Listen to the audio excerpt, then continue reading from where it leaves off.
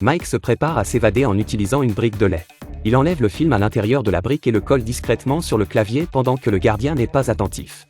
En saisissant le code de la prison, il peut déduire la combinaison en se basant sur l'arrangement des empreintes digitales. Mike utilise une boulette de papier humide préparée à l'avance pour obstruer silencieusement le trou de la serrure, ce qui lui permet de pousser facilement les barreaux de fer même s'ils sont refermés par le gardien. Il tend ensuite la main pour entrer le code. Bientôt, la porte de la cellule s'ouvre. Il se rend ensuite à la salle de contrôle et efface les images de surveillance récentes. En utilisant la conduite de ventilation, il se rend au poste de secours voisin. Pendant ce temps, son complice à l'extérieur fait exploser une voiture, déclenchant les alarmes. Mike se cache sous le camion de pompiers. De cette manière, il parvient à s'échapper de la prison avec succès. Mais il n'est pas un criminel, il est testeur de prison. Lui et son associé dirigent une entreprise de sécurité spécialisée dans l'identification des vulnérabilités dans diverses prisons.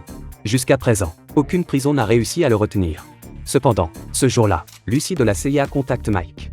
Elle lui demande de tester une prison mystérieuse où tous les détenus sont des criminels de haut niveau et où personne ne connaît l'emplacement de la prison.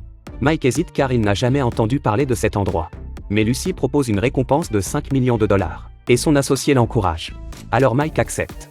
Son assistant lui fabrique rapidement une fausse identité de criminel. Pour assurer sa sécurité, ils implantent non seulement un dispositif de suivi, mais préparent également un code d'évacuation.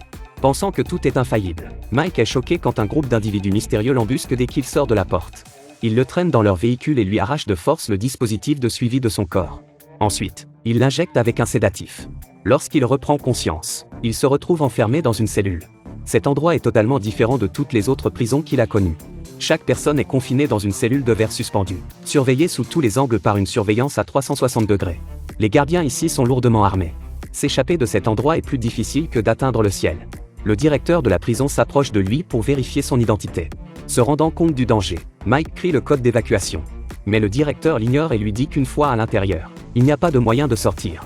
Bientôt, c'est l'heure de la récréation et tout le monde se rassemble dans la cour centrale. À ce moment, un groupe de personnes entoure Mike, voulant lui donner une leçon. Mais Mike n'est pas du genre à se laisser faire. D'un coup de poing, il met à terre le costaud devant lui. Soudain, un homme crie et les arrête. Cet homme est Jack, le chef de la prison. Il s'approche de Mike et engage la conversation, car il a remarqué que Mike observe constamment l'environnement de la prison. Il sait que Mike veut s'évader. Jack demande à Mike s'il a besoin d'aide. Mike ne se fait pas prier. Il suggère de visiter la cellule disciplinaire.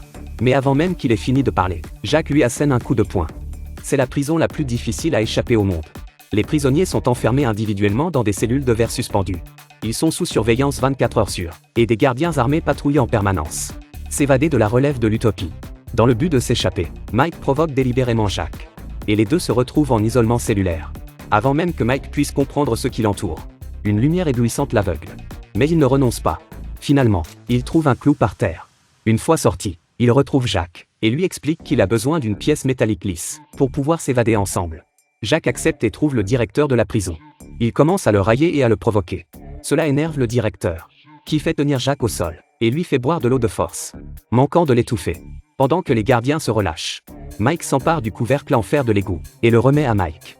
Impressionné par son engagement, Mike révèle qu'il est un expert de l'évasion. Au cours des derniers jours, il a observé que la prison est construite verticalement, ce qui signifie qu'ils sont enfermés sous terre.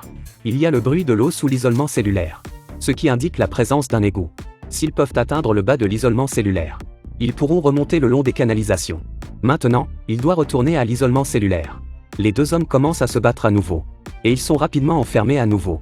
À ce moment-là, les lumières s'allument, et Mike utilise le reflet du couvercle en fer plié pour faire chauffer le clou et le faire sauter. Mike le récupère rapidement, puis utilise la même méthode pour extraire 3 autres clous.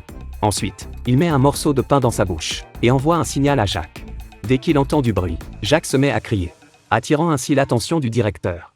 Pendant ce temps, Mike bloque la surveillance avec le pain, puis soulève le plancher et se faufile en dessous. Il se retrouve dans les souterrains, et grimpe le long du tuyau d'eau le long du coin du mur. Il ne lui faut pas longtemps pour atteindre le sommet. Mais lorsqu'il ouvre le couvercle et sort, il est complètement abasourdi. Il réalise qu'ils ne sont pas sous terre, mais en pleine mer. La prison est en réalité un navire de transport converti. Et il y a des gardiens tout autour. Il est impossible de s'échapper. Il ne lui reste plus qu'à faire demi-tour. Mais il casse malencontreusement le tuyau d'eau. Et l'eau inonde l'isolement cellulaire. Le directeur ordonne de les emmener. Et Mike parvient à revenir à la dernière minute. Bien qu'ils aient trouvé une sortie, ils ne peuvent pas s'échapper. Le directeur de la prison a également découvert les rivets au sol, et a deviné que Mike voulait s'évader. Il a donc ordonné aux gardiens de le tourmenter. À chaque fois que Mike essaie de dormir, Les gardiens tapent constamment sur la vitre pour faire du bruit.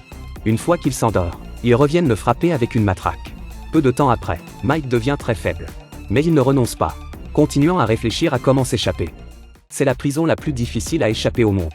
Elle est construite au fond d'un navire de charge. Même si l'évasion réussit, il n'y a pas de moyen de fuir. Mais Mike n'a pas abandonné. Pendant le repas, il a discrètement fabriqué un sextant sous la table. Cela lui permettrait de déterminer leur position. Mais lui et Jack ont attiré l'attention du directeur de la prison. Maintenant, il faut trouver un nouvel allié. Alors Jack a approché Chris et l'a rallié à leur cause. Ensuite, Chris a trouvé le directeur de la prison et a prétendu dénoncer leur plan d'évasion, en échange d'une opportunité d'aller sur le pont pour prier. Une fois sur le pont, pendant que les gardes étaient distraits, il a rapidement utilisé le sextant pour calculer leur position. Il a obtenu leur latitude. Mike, en se basant sur la chaleur ressentie sur le pont précédemment, et le tourbillon inversé de la cuvette des toilettes, a déduit qu'ils étaient en pleine mer au large du Maroc. Jack a dit qu'il avait un ami au Maroc. Maintenant, il faut quelqu'un pour transmettre l'information. Ensuite, Mike a trouvé un médecin. Il a révélé son identité et affirmé qu'il était innocent. Le médecin a finalement accepté de l'aider, et a envoyé un email à l'ami de Jack. Maintenant, tout est prêt. Ils ont laissé Chris provoquer sciemment une bagarre. Et bientôt la prison est plongée dans le chaos. Après avoir mis à terre un garde en hauteur, les trois se sont précipités vers la sortie. Ils ont grimpé l'escalier en acier jusqu'au sommet. Mais arrivés en haut, ils ont découvert une serrure électronique. Ils ont dû prendre un autre chemin. À ce moment, les gardiens de prison les ont rattrapés. Chris a été abattu par des tirs dispersés. Mike s'est précipité dans la salle des machines et a rapidement coupé l'alimentation électrique. La serrure électronique s'est finalement ouverte. Jack s'est précipité sur le pont. L'hélicoptère d'extraction était également arrivé à ce moment-là. À ce moment-là, les gardiens de prison les ont rattrapés. Jack a pris fermement une mitrailleuse et a ouvert le feu frénétiquement sur les ennemis qui arrivaient.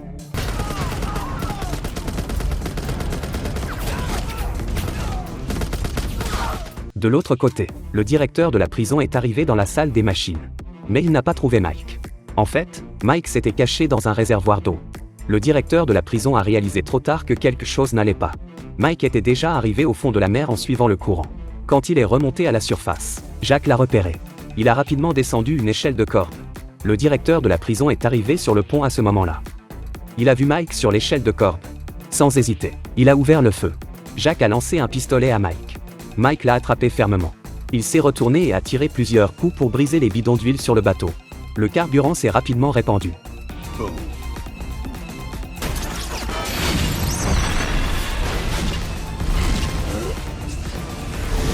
Les deux ont finalement réussi à s'échapper.